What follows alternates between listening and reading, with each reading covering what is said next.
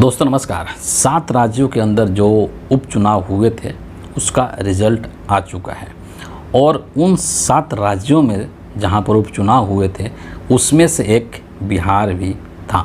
बिहार के अंदर रुपौली विधानसभा सीट था जहां पर ये उपचुनाव हुआ और इस वीडियो के अंदर हम लोग स्पेशली सिर्फ रुपौली विधानसभा सीट को लेकर के बात करने वाले हैं, क्योंकि इसको लेकर के बहुत तरीके की चर्चाएं चल रही है कि इससे बिहार की राजनीति आगे किस दिशा में जाएगी, खास करके नीतीश कुमार अब क्या करने वाले हैं। तो इसलिए बहुत इम्पोर्टेंट हो जाता है रुपौली विधानसभा का ये जो चुनाव हुआ और जो उसका रिजल्ट जिस तरीके से आया है उसको जानना और समझना। मैं आपको बता दूं कि जो रुपौली ये विधानसभा सीट है और यहाँ पर बेसिकली 3 कैंडिडेट थे।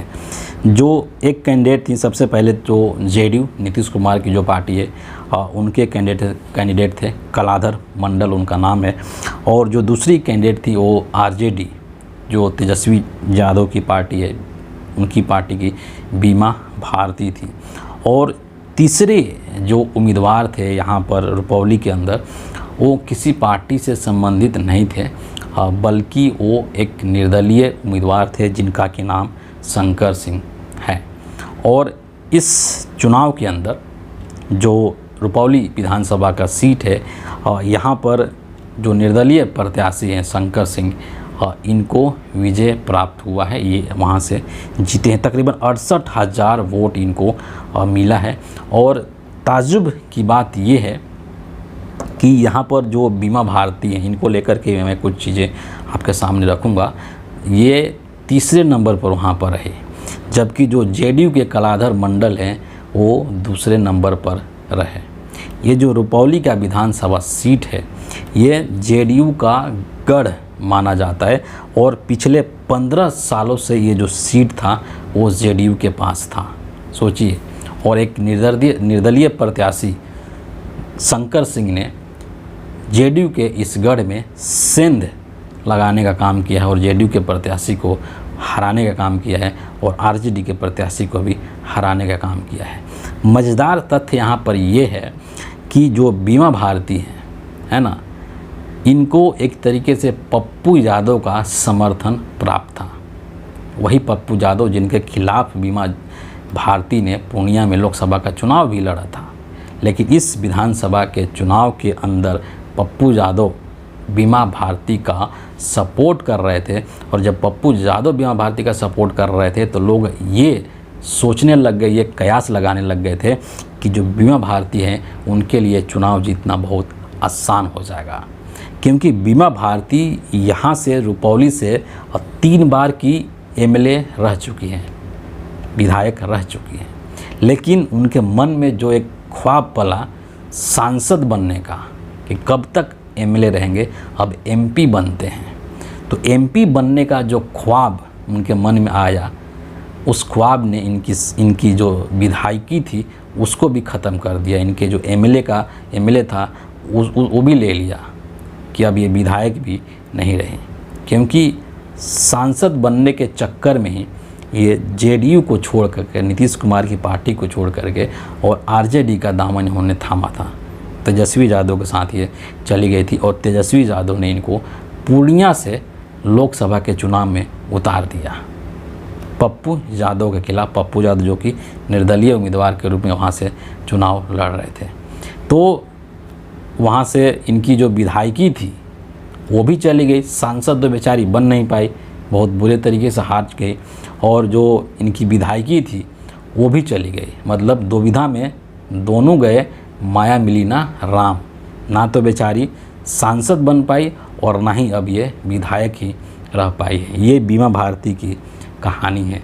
लेकिन ये जो शंकर सिंह है जो निर्दलीय चुनाव लड़े हैं और जीते भी हैं, तो ऐसा नहीं है कि शंकर सिंह कोई सामान्य आदमी है ना। शंकर सिंह के बारे में जो रिपोर्ट आ रही है कि शंकर सिंह भी एक बहुत बाहुबली टाइप के नेता हैं और कई दलों के साथ इनका जुड़ाव रहा है। लेकिन ये जो चुनाव हुआ उपचुनाव, इसमें इन्होंने ये डिसीज़न लिया कि मैं यहाँ पर निर्दलीय लड़ूंगा, किसी भी पार्टी के साथ मिलकर के चुनाव नहीं लड़ूंगा। और ये इनकी रणनीति जो है वो कामयाब हुई और इसमें इनको सफलता भी मिल गई।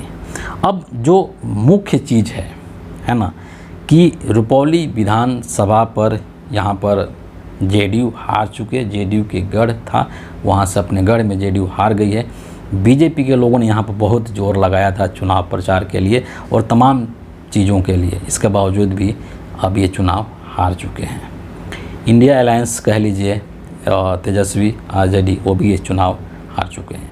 लेकिन जब जेडीयू की वहाँ पर हार हुई तो इस चीज़ को लेकर के अब एक खींचतान शुरू हो चुकी है जेडीयू और बीजेपी के बीच में। जो बीजेपी के लीडर्स हैं वो इस हार के लिए जेडीयू को जिम्मेदार ठहरा रहे हैं और जो जेडीयू के लोग हैं वो इस हार के लिए नरेंद्र मोदी को, बीजेपी को जिम्मेदार ठहरा रहे हैं, क्योंकि इस देश के अंदर एक परिपाटी सी बन गई है कि अगर पंचायत का भी चुनाव होता है तो वो बीजेपी नरेंद्र मोदी के नाम पर ही लड़ती है। मतलब बीजेपी के अंदर नेताओं की इतनी क्राइसिस हो चुकी है कि छोटा से छोटा चुनाव हो, चाहे लोकसभा का चुनाव हो, वहाँ पर चेहरा सिर्फ नरेंद्र मोदी का ही दिखाया जाएगा और उन्हीं के चेहरे पर चुनाव लड़ा जाएगा। यही चीज़ यहाँ पर जेडीयू के लोग कह रहे हैं कि तमाम चीज़ें अगर जब मोदी के नाम पर होती है और जब चुनाव जीत जाते हैं तो उसका श्रेय, उसका क्रेडिट मोदी को जाता है, तो जब चुनाव हारे हैं तो उसका ठिकरा भी नरेंद्र मोदी के ऊपर फूटना चाहिए। और एक तरीके से अपनी जगह पर सही भी है ना। तो अब इस चीज़ को लेकर के एक जो चर्चा बिहार की राजनीति में चल रही है कि इतने दिनों से लोकसभा के चुनाव के रिजल्ट आए, उसके बाद से नीतीश कुमार जो एक एग्जिट प्लान के बारे में सोच रहे थे, क्योंकि नीतीश कुमार के जितने भी डिमांड्स थे नरेंद्र मोदी से या नरेंद्र मोदी ने जो भी वादा किया था, जो कमिटमेंट किया था नीतीश से, उसमें से किसी भी चीज़ को पूरा नहीं कर पाए हैं। और इसीलिए नीतीश जी के अंदर में एक नाराज़गी थी, असंतोष था और एक बहुत ही वो सेफ़ तरीके से एग्जिट प्लान बना रहे थे कि कैसे हम इससे बाहर निकले। और अब ये कहा जा रहा है कि रुपौली के अंदर जो हार हुआ है ये नीतीश कुमार के लिए एक बेहतरीन एग्जिट प्लान तैयार करने में मदद कर रहा है। नीतीश कुमार अब अपना पूरा जो तैयारी है वो कर चुके हैं और रुपौली की हार ने उनको इस चीज़ के लिए एक तरीके से रास्ता क्लियर कर दिया कि उनके पास एक वैलिड पॉइंट हो गया है कि अब जो है एनडीए के साथ में, मोदी जी के साथ रहने में कोई फ़ायदा नहीं है।